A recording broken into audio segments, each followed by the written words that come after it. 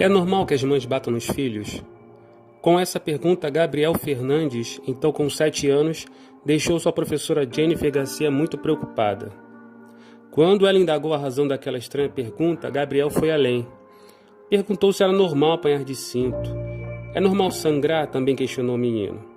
Meses depois dessa conversa, Gabriel Fernandes, o Gabrielito, morreu depois de ser agredido em casa por sua mãe, Pior Fernandes, e seu namorado, Isauro Aguirre.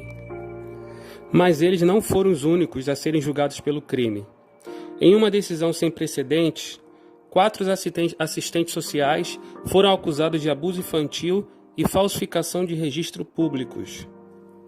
Em The Trials of Gabriel Fernandes, Os Julgamentos de Gabriel Fernandes, em tradução livre, a Netflix apresenta um relato completo e documentado do que aconteceu com esse menino de origem latina que morava em Palmdale, norte dos Los Angeles, Estados Unidos.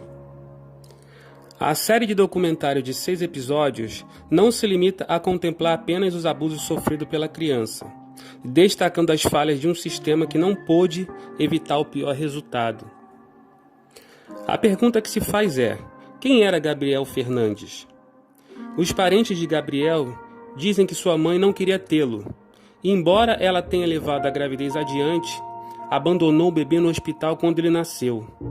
Foram os avós do menino que o acolheram. Gabriel cresceu em várias casas diferentes, sempre em meio a parentes. Segundo entrevista com membro da família e relatos feitos após a sua morte, Gabriel era um menino doce que buscava o amor de sua família. Imagens da época em que ele morava com seus tios ou avós mostram uma criança aparentemente feliz e saudável. Mas tudo mudou em 2012, quando Paul Fernandes decidiu levá-la para morar com ela e o namorado para receber benefícios sociais. No humilde apartamento havia também os 2 irmãos do pequeno, Ezequiel e Virgínia, ambos menores de idade. O destino de Gabriel estava a ponto de sofrer uma reviravolta. Foram exatamente 8 meses de horror. Com a mudança de endereço, Gabriel também mudou de escola. Foi ali que Gabriel teve aulas com Jennifer Garcia, com quem falou sobre ter apanhado de cinto. Após a conversa alarmante, Garcia ligou para uma linha direta para denunciar situações de abuso infantil e relatou que a criança havia dito. O caso caiu nas mãos de Stefane Rodrigues, uma assistente social que, segundo pessoas próximas, tinha pouca experiência para um trabalho tão exigente. A partir daí, ocorreram visitas, telefonemas e críticas, mas nada de fato mudou na vida de Gabriel. O abuso que o menino sofria estava piorando, segundo disse seu professor no documentário da Netflix. Ele começou a ir para a aula sem alguns fios de cabelo, com feridas no couro cabeludo, lábios inchados, hematomas no rosto ou ferimentos causados por tiros de uma pistola de ar comprimido. Garcia reforçou suas queixas juntos aos serviços sociais e alguns membros da família preocupados também pediram ajuda. Policiais visitaram o apartamento várias vezes, um deles poucos dias antes da agressão que o vitimou, mas acreditava no que a mãe lhe dizia e não verificava o estado de saúde da criança. Assim, nenhuma das ações das autoridades resultou em uma decisão que salvaria a vida de Gabriel. Em 22 de maio de 2013, a mãe e o padrasto de Gabriel ligaram para o departamento de emergência para pedir ajuda, porque a criança não estava respirando. Fazia 8 meses que ele havia ido morar com eles. 2 dias depois, Gabriel morreu e ele tinha apenas 8 anos de idade. Pierre e Isauro foram presos e acusados de homicídio culposo em primeiro grau. A promotoria de Los Angeles anunciou que iria pedir a pena de morte para os 2. No início, apenas um julgamento seria realizado, mas depois foi decidido julgar o casal separadamente por temores de que as limitações intelectuais de Pierre, atestadas pelos especialistas que a examinaram, atrasassem o processo. O promotor responsável pelo caso foi John Hatami, que atua como o fio condutor do documentário da Netflix, que teve acesso exclusivo ao tribunal.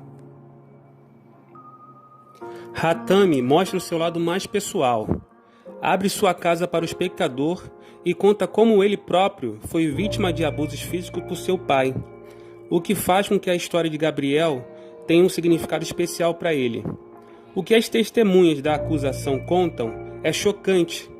Alguns dos paramédicos que atenderam a chamada de emergência dizem que foi possível identificar imediatamente que Gabriel tinha diversas contusões na cabeça, várias costelas quebradas, partes da pele queimada e as mãos inchadas.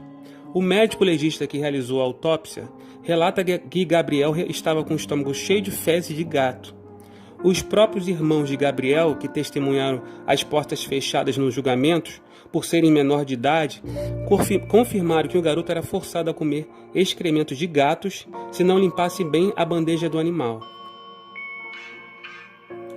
Eles também explicaram que a mãe e o namorado costumavam trancá-lo em um móvel que tinha em um só quarto, sem dar comida ou deixá-lo ir ao banheiro, e que o padrasto o espancava bastante, chamando de homossexual. O advogado de Isauro, incapaz de negar as provas da causa da morte de Gabriel, baseou sua defesa em argumentar que o espancamento não foi premeditado, mas o resultado de um acesso de raiva. Ele pediu aos jurados que condenassem o acusado por homicídio em segundo grau, mas não conseguiu convencê-los. Isauro Aguirre foi condenado à morte e aguarda execução na prisão de San Quentin, na Califórnia.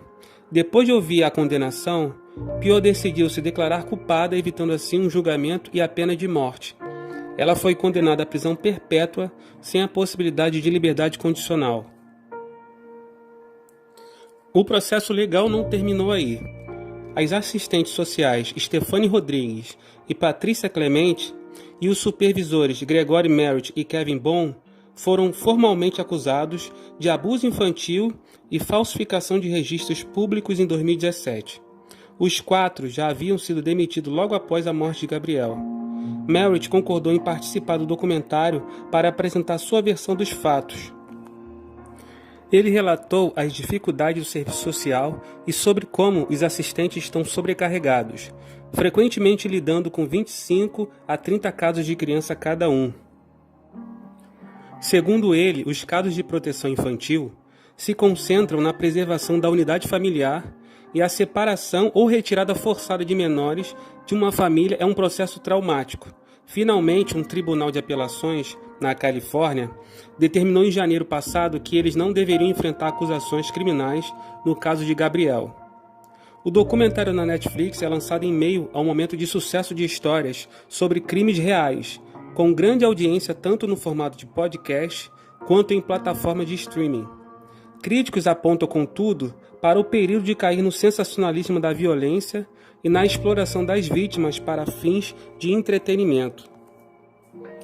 Em entrevista à revista americana Time, o diretor da série, o documentarista Brian Appenberg, admitiu que esse trabalho faz parte desse fenômeno, embora tenha apontado que sua abordagem é diferente. Sem esquecer a importância de Gabriel e seu sofrimento, o significado central da série é descobrir o que falhou no sistema judiciário e se havia outros responsáveis pela morte da criança.